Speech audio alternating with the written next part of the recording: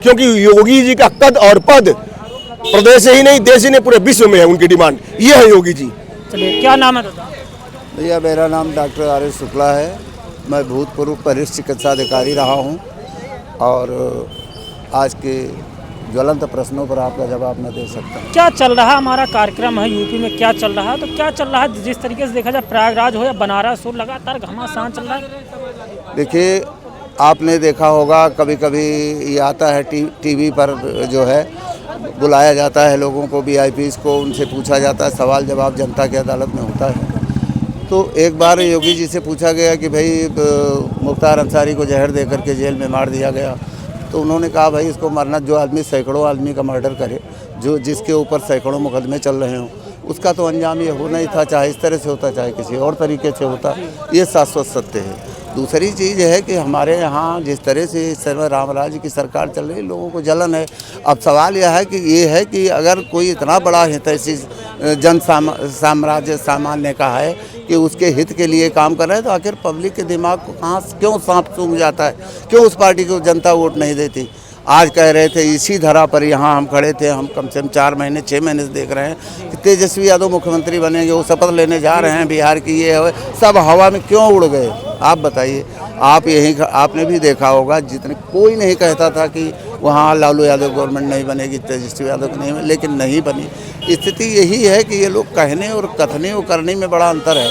लोग कहीं दंगा होता है, अगर महाराष्ट्र में दंगा होता है, राजस्थान में दंगा होता है, अंडमान निकोबार में दंगा होता है, तो यहाँ हमको योगी मॉडल चाहिए। योगी मॉडल क्या है? कानून व्यवस्था को अगर कोई आदमी कायदे से उसको संभाले, अगर गुंडे मवालियों को कंट्रोल में रखे, तो कानून व्यवस्था यही रामराज है। और रामराज कुछ नहीं है, परहित सरित धर्म नहीं भाई। धर्म यही है कि दूसरे का हित होता रहे और पर पीड़ा ना हो, दूसरे को हम कोई तकलीफ ना दें, उसको मारें पीटे ना। यहाँ मैं खड़ा हूँ आपके सामने इस तरह बोल रहा हूँ, दूसरे शासन होते तो मैं चौराहे पिट जाता, यहीं पिट जाता, मेरा कोई नाम लेवा नहीं रहता और कानून व्यवस्था की धज्जियां। लेकिन जिस तरीके से देखा जाए तो योगी आदित्यनाथ एक मठ के पुजारी थे, उन्हें एक तरीके से सनातन का चेहरा देकर देखा गया तो लाया गया उसके बाद। लेकिन जिस तरीके से प्रयागराज हो या बनारस हो, प्रयागराज में बाबा के शिष्य के साथ बाबा को रोका गया, ये सब क्या 2027 के चुनाव में क्या ये मुद्दा बनेंगे? भैया देखो, विपक्ष जो है जैसे मछली जल से निकाल के बाहर फेंक दी जाती है, उसे छटपटा रहे हैं। चाहे वो कांग्रेस के राहुल गांधी हों, चाहे समाजवादी के माननीय अखिलेश यादव जी हों, चाहे बसपा की बहन जी हों, ये लोग एन के एन प्रकार हैं। कोई ऐसा मुद्दा मिल जाता जिसमें हमारा नाम चमक जाता और हमको फिर से हमारी वो छवि वापस आ जाती। वो छवि बसपा की थी। मैं समझता हूँ काशीराम जी इनके मायावती जी के घर गए, उनसे पूछा गया कि इनको हमको दे दीजिए, हम इनको बनाएंगे, पढ़ाएं लिखाएंगे। तो काशीराम जी से प्रभुदयाल जी इनके पिताजी थे, उन्होंने कहा लड़की से पूछ लो भाई आप इनको क्या बनना चाहती हैं। तो बहन जी ने कहा कि नहीं, हम IAS बनना चाहते हैं। लेकिन उस समय माननीय काशीराम जी ने कहा कि आप उस चक्कर में क्यों पड़े हैं, मैं आपको वो बनाना चाहता हूँ जिससे बड़े बड़े IAS आपके आगे पीछे दौड़ने लगेंगे। तो इनको नेतागिरी में लाने वाले माननीय काशीराम जी थे और उनके साथ जो हश्र हुआ उनका आपने देखा ही है, उनके घर वाले उनसे नहीं मिल पाए। तो भैया राजनीति में कोई दोस्त दुश्मन नहीं होता। अगर समय आ जाता है तो लोग अपनों पे भी खंजर चला देते हैं। यही चारबाग का स्टेशन है, वहाँ खड़े थे, काशीराम जी ने कहा था भरी सभा में कि भाई कोई भी पार्टी बिना पैसे की नहीं चलती। उस समय बहन जी मुख्यमंत्री थी, आइए पैसा लाइए, चंदा लाइए, पार्टी को चलाइए, इस तरह के हाल थे। लेकिन वो पार्टी 10 साल 15 साल में इस तरह से नेस्तनाबूद हो जाए, कोई सोचा नहीं जा सकता था कि नेशनल पार्टी हो इस तरह से इसकी दुर्दशा होगी। इसलिए कि भैया अब ये है कि पैसा वसूलना, पैसा इकट्ठा करना, अगर ये राजनीतिज्ञों का वो समाजवादी पार्टी जो कहती है कि जो बसपा खत्म हुई वो तो बीजेपी का कारण, वो भी टीम बना काहे हाशिए पे आ गई। हम ये इस पे सोचना चाहिए। जितने लोग समर्थक हैं, समाजवादी पार्टी भी विरोध कर रही है, वो उनका विरोध करे, लेकिन ये अंदर अंदर कोई रास्ता खोज रहे हैं। हम सब 28 दल इकट्ठा हुए लड़ने के लिए, भूप साहस 10 एक 12 लगे, उठावन टरेंड 18। ये ऐसा शिव जी का धनुष भारतीय जनता पार्टी क्यों नहीं उठा पाए? उठा के तोड़ डालते, फेंक देते। 2 इलेक्शन हो गए इनके, अब 27 आने दीजिए, फिर उसके बाद कहेंगे अब 32 आने दीजिए, हम हटा देंगे। 24 में तो सीटें तो कम हुई ना, कहाँ तक प्रतीक्षा करोगे भैया, कहाँ तक प्रतीक्षा करोगे? तुमको जिताएगा कौन? मैं ये बता रहा हूँ कि राजनीतिक पार्टियों को जो इलेक्शन लड़ते हैं इनको कौन जिताता है? इनको जिताने हराने वाले जनता जनार्दन है। जनता जनार्दन का काम करोगे, उनके साथ जुड़े रहोगे, ज़मीन पे रहोगे, हवाई नहीं बनोगे, हवाई नहीं रहोगे तो निश्चित रूप से आपको पद प्रतिष्ठा सब मिल जाएगी। आप इनके दाहिने हाथ बन करके, इनको कोई पीड़ा है आपके साथ जाइए। 27 में क्या होने वाला है? 27 में भाजपा के अलावा कोई विकल्प है ही नहीं दुनिया में, बता रहे हैं आपको। क्या नाम है? मेरा नाम है रहीम सिद्दीकी। कहाँ से आए? मैं लखनऊ से हूँ। क्या चल रहा है यूपी में आजकल? यूपी में चल तो बहुत कुछ भी रहा है, लेकिन जो तरीके की सियासत जो चल रही है वो नहीं होनी चाहिए। वर्तमान में हिंदूवादी सरकार चल रही है और शंकराचार्य जैसे को बड़े सनातन धर्म के बड़े एक वो माने जाते हैं लीडर, उन जैसों को पुलिस प्रशासन पीट देता है। उस पर ये देखिए कहाँ किसकी सरकार है। आप सर्टिफिकेट मांग रहे हैं? सर्टिफिकेट की ज़रूरत ही नहीं ना। आप देखिए इतने बड़े शंकराचार्यों को पीटा जा रहा है, जिनकी पूरा हिंदुस्तान सम्मान करता है, हर धर्म वाला उनका सम्मान करता है। उन पे जैसे को एक धर्म देवताओं को मारा जाएगा तो क्या सरकार चल रही है? अर्थव्यवस्था कहाँ जा रही है? कानून नाम की कोई चीज़ बची है यूपी में? अब आप खुद देखिए किस बेस पे आदमी क्या करेगा। जो गरीब आदमी है जिसको अन्याय में फंस जाता है वो किस पे अपने न्याय। सरकार तो जीरो टॉलरेंस की बात करती है और ये धर्म जाति को वो सनातन धर्म को मानने वाली है, कहती है ऐसा कुछ हुआ ही नहीं है सब। अरे अब आप उनके जो नीचे के वर्कर है शंकराचार्य जी के, उनका आप खुद बयान सुन लिए वो क्या बोल रहे हैं। अब इस पे ना सियासत ना करते हुए जो उनके साथ हुआ उस पर सख्त से सख्त कार्रवाई होनी चाहिए। ये कि नहीं कि सियासत होनी चाहिए कि कोई विपक्ष का नेता चला जा रहा है या कांग्रेस का, समाजवादी का, इस पर सियासत नहीं होनी चाहिए। ये जो हुआ है गलत हुआ है, इस पर कार्रवाई बहुत तरीके की होनी चाहिए। बिल्कुल जैसे कि आप लोगों पे करते हो कार्रवाई, बुलडोजर वाली कार्रवाई करते हो, ये उल्टा उन पे शासन प्रशासन के लोग अगर गलत कर रहे हैं तो उन पर भी कार्रवाई होनी चाहिए। क्योंकि संविधान तो सबको बराबर का अधिकार देता है, बाबा साहब अम्बेडकर ने सबको बराबर का अधिकार दिया है।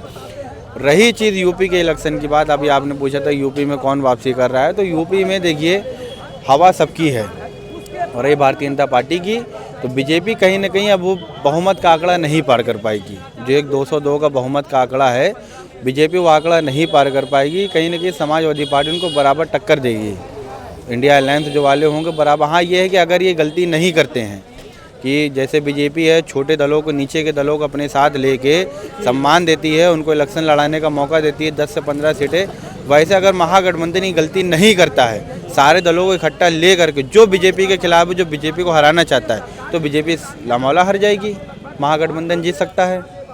क्या जो ये मंदिर और प्रयागराज का मुद्दा है, क्या इसी सब जाति धर्म पे चुनाव होगा या फिर विकास, रोजगार, शिक्षा, इस पे तो जनता को आवाज़ उठानी चाहिए कि बहुत से मीडिया भी हैं वो भी एक बार डिबेट करते हिंदू मुस्लिम, मंदिर मस्जिद, ये दो में जो पब्लिक से जुड़े हुए मुद्दे हैं। आज देखिए नौजवान क्या हालत हो रही नौजवानों की, पढ़ लिख के लाखों रुपए फीस के दे करके, मेरे बहुत से दोस्त हैं लाखों रुपए माँ बाप ने फीस में खर्चा किया है, वो एक ऐसी जॉब कर रहे हैं जो एक कम पढ़ा लिखा इंसान जॉब करता है। जिस जॉब के लिए उन्होंने पढ़ाई की थी उनको जॉब नहीं मिल पा रही है। आर्मी की भर्ती की बिल्कुल वैल्यू ख़राब होती चली जा रही है। पुलिस की भर्ती निकलती तो पेपर लीक हो जाता है। अब देखिए कहाँ से नौकरी आदमी पाएगा, नौकरी एक बेरोज़गारी बढ़ती चली जा रही है, महंगाई अलग बढ़ रही है। यहाँ पे अब देखिए सोना चांदी का रेट कहाँ चला जा रहा है। तो यही हम जानना चाहते हैं, क्या 27 में महंगाई बेरोजगारी ये मुद्दा बनेगा या जात और धर्म पे होगा? अगर महंगाई बेरोजगारी मुद्दा होगा तो बीजेपी सरकार चली जाएगी। अगर पब्लिक इस बेस पर वोट डालेगी, पब्लिक अपने बेस पर वोट डाले कि मैं जो वोट दे रहा हूँ एक विधायक चुनने के लिए, उस विधायक से मुझे क्या लाभ मिलेगा, क्या मेरे वार्ड के अंदर तरक्की वाले काम होंगे, क्या मेरे वहाँ सीवर की, पाइप की, बोरिंग, तमाम जो व्यवस्था होती है डेली यूज़ की जो चीज़ें हमारी हैं उस पर क्या ये विधायक काम करेगा। इस पर अगर आदमी चर्चा करके वोट डालेगा तो वही लोग जीतेंगे जो एक नंबर काम करने वाले लोग होंगे, जो पब्लिक के मुद्दों पे काम करेंगे। बाकी अगर वही हिंदू मुस्लिम का मुद्दा रहेगा तो भी ऐसे तो बेड़ा गर्क होता रहेगा देश प्रदेश का। क्या चल रहा है? चलिए और लोग क्या चल रहा है? क्या चल रहा है बताओ। आओ बिलाल भाई आओ। हाँ बताइए सर, क्या चल रहा है आजकल यूपी में? यूपी में क्या चल रहा है, पूरा काम धाम जो भी है सारी चीज़ें चल रही हैं। चुनाव आने वाला है, जिस तरीके से देखा जाए प्रयागराज हो, बनारस और मंदिरों को लेके या सनातनियों को लेके घमासान चल रहा है, क्या ये 27 मुद्दे बनेंगे या बेरोजगारी, महंगाई और शिक्षा के उस पर चुनाव होगा? नहीं सर, जो चीज़ सच है वो सच कहूँगा और जो झूठ है वो झूठ कहूँगा। अगर हम कंपेयर करते हैं समाजवादी पार्टी की सरकार की और योगी सरकार की, तो समाजवादी पार्टी सरकार में क्राइम ज़्यादा था, इसमें क्राइम कम है। अगर ये सर कहा जाए कि पूरी तरीके से ख़त्म हो गया है, तो कोई भी सरकार क्राइम को ख़त्म नहीं कर सकती, वो भूत नहीं है, ख़त्म नहीं कर सकती। और योगी सरकार से आगे जो है समाजवादी जो पार्टी है वो कारोबार के मामले में आगे है, जो सच्चाई है वो कहेंगे, कारोबार में आगे है, क्राइम में पीछे, ये चीज़ हम कहेंगे। हाँ नहीं, तो क्राइम के बारे में हम ये जानना चाहते हैं, या जात धर्म पे चुनाव होगा या विकास, रोजगार, महंगाई पे? नहीं सर, जो है जात धर्म पे नहीं होना चाहिए।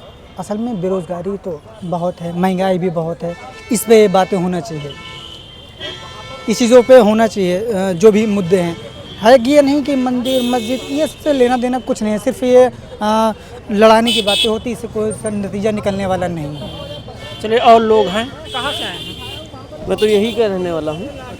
क्या चल रहा है यूपी में आजकल? जो यूपी में ये चल रहा है कि मोदी जी बोले थे 15 लाख युवाओं की नौकरी देने के लिए, तो ये सब झूठे मुद्दे हैं। अब बताइए, मजदूर कमाने वाला 400 रुपये कमाने वाला नर्सरी क्लास के बच्चे की कापी किताब 1,500 रुपये की है, वो पढ़ा सकता है? मुद्दा तो महंगाई का है। महंगाई देखिए, आप पत्रकार हैं महोदय साहब, तो आपको भी महंगाई लगती होगी, ऐसा थोड़ी ना है कि नहीं महंगाई लगती, आप भी कैमरा लगाए लेकिन होंगे। देखा जाए लगातार सरकार को जो है महंगाई के उस पर लोग वोट नहीं, जात धर्म पे वोट देते हैं। इनको क्या चाहिए लोगों को? ये जनता का ब्रेन वॉश करते हैं। वो भारतीय जनता पार्टी केवल मुद्दे की बात नहीं करती। अगर आप इनसे युवा नौकरी मांगेंगे, बेरोजगारी के लिए कहेंगे, तो कहेंगे हमने नौकरी दे दिया, 15 लाख रुपए दे दिए। ये धर्म की राजनीति करने वाले हैं। ये हिंदू और मुस्लिम ये राजनीति करते हैं, मंदिर और मस्जिद। इस पे अब जितनी जनता भी है तो जाग चुकी है, देख चुकी है, मोदी जी को भी देख चुकी है कि कितनी इन्होंने नौकरियां दी हैं और कितनी नहीं दी हैं। और मुद्दे की बात ये रही कि अब चुनाव जितने भी हो, मतलब चुनाव होंगे तो जनता उस मुद्दे पे वोट करेगी सर, कि जो काम करेगा उसी को वोट दिया जाएगा। जैसे माने समाजवादी पार्टी की सरकार थी, तो समाजवादी पार्टी के अंदर बीजेपी की सरकार हमको लगता है 9 साल हो गए, 9 साल में कोई विकास दिखाई पड़ा। और भारतीय जनता पार्टी केवल काम करी है, माने राष्ट्रीय अध्यक्ष अखिलेश यादव जी जितने काम करे हुए हैं उस पर फीता काटने का काम करी है, कोई विकास नहीं। आज भी चले जाइए 112। बीजेपी जो है कहते हम तो लगातार नौकरियां निकाल रहे हैं, जो पुलिस की है, जो होमगार्ड है। महोदय साहब, आप पत्रकार हैं, आप हमसे ज़्यादा जानते होंगे, जनता से ज़्यादा तो पत्रकार ही लोग जानते हैं कहाँ पे नौकरियां निकली, कहाँ पे नहीं निकली हुई।